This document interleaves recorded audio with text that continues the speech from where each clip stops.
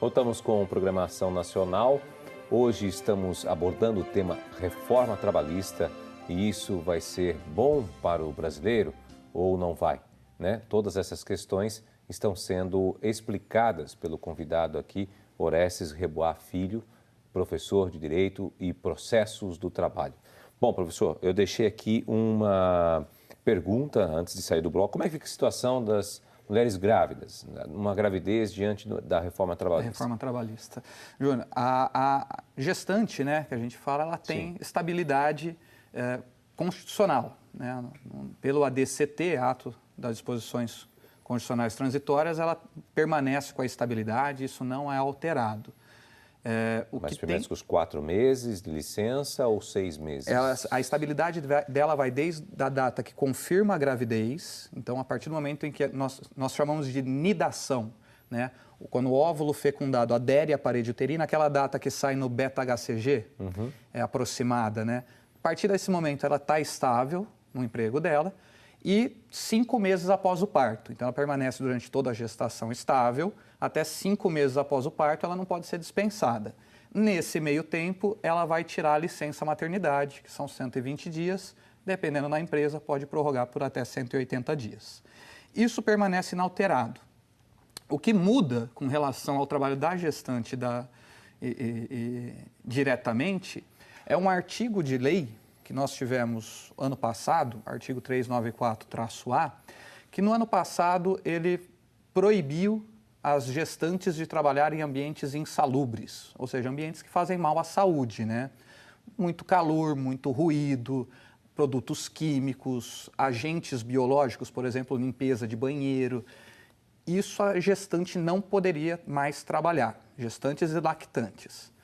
Com a reforma, muda-se esse artigo e autoriza-se o trabalho da gestante para a insalubridade em grau mínimo e em grau médio, dependendo de autorização do médico, da empresa.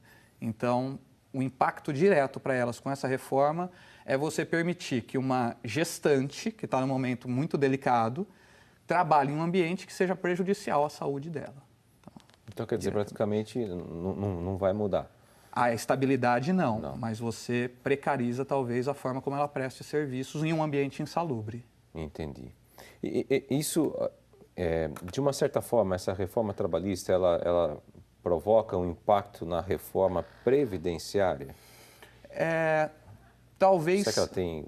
Não, você tem ligação, porque a partir do momento que você reduz alguns direitos trabalhistas, você desonera a folha, o trabalhador ganha menos. Quando ele ganha menos, ele contribui menos, então vai menos dinheiro para a Previdência. Então, na verdade, talvez gere até, inclusive, um impacto reverso na arrecadação do INSS. Principalmente com essa questão da terceirização e tudo mais que você explicou. Tem um artigo Sai da CLT, né? Tem um artigo da reforma, Júnior, bem interessante, que ele trata do trabalho intermitente. Então, ele autoriza que um empregador contrate uma pessoa para prestar serviços em determinados períodos. Então, ele não vai ter um contrato de trabalho e receber um salário por mês. Ele vai receber somente no dia em que ele trabalhar. Isso você gera uma redução na arrecadação da Previdência. É um freelancer. Não freelancer, né? Ele vai ter o vínculo de emprego, mas ele só recebe no dia que ele trabalhar. Isso é complicado, porque você pega, por exemplo, professores. Professores hoje ganham 12 meses de salário o ano inteiro. Sim. E a empresa, a faculdade, ela cobra 12 mensalidades o ano inteiro. Pós-reforma, você poderia ter uma contratação do professor só por períodos letivos. E aí eu duvido muito que a empresa, né, a faculdade, pare de cobrar nos períodos em que não tenham professores. Então você teria a empresa ganhando a mesma coisa na arrecadação, mas podendo contratar o professor somente por períodos. Por exemplo, fevereiro até junho.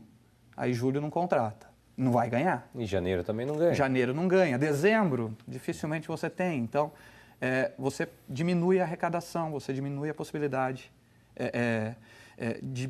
dessa pessoa ter, às vezes, até uma vida digna, assim, como trabalhador. Bem complicado, porque como é que ele fica 30 dias um professor sem receber, Exato. Já que ele vira um prestador de serviço? Exato.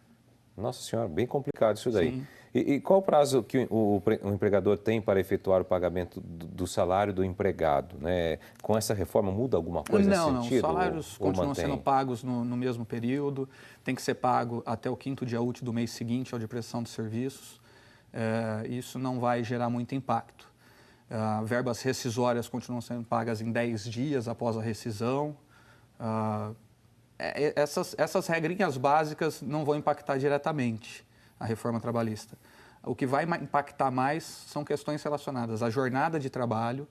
Vão poder ser aplicadas jornadas mais extensas, sem o pagamento de horas extras, contratação de trabalho intermitente, contratar trabalhador sem pagar um salário mensal para ele, então só pelos períodos que eles trabalharem. Algumas regras empresariais que foram alteradas para evitar que empregadores respondam por débitos trabalhistas. Então, assim, em sua grande maioria, são regras que acabam até prejudicando, o trabalhador. Sem dúvida. Bom, a gente falou um pouquinho no bloco anterior sobre a questão do home office, né? Isso. Que é a pessoa que trabalha em casa, o famoso trabalho em casa. Isso. Gostaria de voltar um pouquinho nessa questão. Ela ajuda ou prejudica essas pessoas, essa reforma? Essa reforma é que você não tem essa pessoa regulamentada. Então, hoje ela está num limbo. Então, você não tem nada falando quais são os direitos dela enquanto jornada de trabalho. A pessoa que trabalha em home office, ela mantém todos os direitos básicos. O que ela não vai ter direito é eventuais horas extras. Essa reforma, ela prejudica esse trabalhador porque ela retira a possibilidade desse cara pleitear horas extras. Então, essa pessoa que trabalha em home office não vai ter sequer a possibilidade de entrar com uma ação pedindo horas extras. Quer dizer, nem... Nada. Pelo menos, mantém-se, claro, todos os direitos trabalhistas normais, 13º, férias, FGTS e assim vai, mas você mina a possibilidade de horas extras. Você pode ter uma pessoa em home office trabalhando 20 horas por dia que não receberia uma hora extra. Bom, professor, diante de tudo isso que a gente está conversando, como é que o senhor avalia? Queria uma avaliação geral sobre a reforma trabalhista. Dessa reforma trabalhista. Okay. Tem pontos positivos e pontos negativos ou não tem positivo?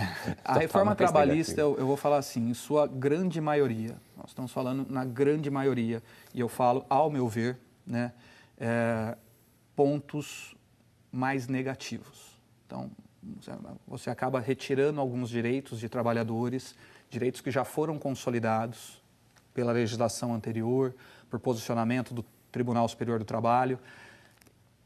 Tem alguns pontos positivos, talvez tenham alguns, teriam que se esmiuçar mais, né? Multas pelo não pagamento, pelo não registro em carteira de trabalho, a questão do dano extrapatrimonial, a questão da desconsideração da personalidade jurídica que trouxe do CPC, deve ser aplicado de forma um pouquinho mais ampla, dano processual. Você tem algumas questões lá que de fato deveriam ser regulamentadas, mas em sua grande maioria ela vai, ao meu ver, prejudicar o trabalhador. E talvez gerar um maior impacto na Justiça do Trabalho, aumentando os direitos trabalhistas. O que a gente vai ter que ver é como que o TST vai entender isso. Talvez o TST adote um posicionamento que ela não se aplica aos contratos vigentes, aos contratos que já são ativos, somente a novos contratos. Que a partir da data, desta aprovação. Quem fosse contratado após a aprovação. Sim. Bom, quem quiser falar aqui com o professor, pode entrar em contato com ele, né, professor? Tem uma fanpage, né, Orestes Reboa Filho, lá no Facebook, à vontade para curtir lá. Tá, ok. Bom, está aparecendo aí no seu vídeo, você vai poder entrar e bater papo aqui com o professor, sem dúvida. E você pode acessar a nossa página também, né? Que é o rs21.com.br/Ação Nacional. Você entra também no nosso programa lá e lá você pode assistir novamente esse programa e até tirar suas dúvidas daquilo que a gente bateu papo aqui, né, professor? Sim, sem dúvida. Professor, muito obrigado pela sua presença aqui na Ação Nacional de hoje. É isso, eu que agradeço. Foi um prazer. E eu agradeço a você em casa que esteve conosco até este momento aqui. Foi muito bom a gente poder esclarecer essa questão da reforma trabalhista. Você pode ver que tem muita coisa acontecendo por aí que nós devemos ficar mais atentos, com certeza. Está sendo muito mais prejudicial, pelo visto, do que benéfico. Então, a Ação Nacional fica por aqui e volta na próxima semana com mais um assunto a ser debatido aqui. E até lá, fique com Deus.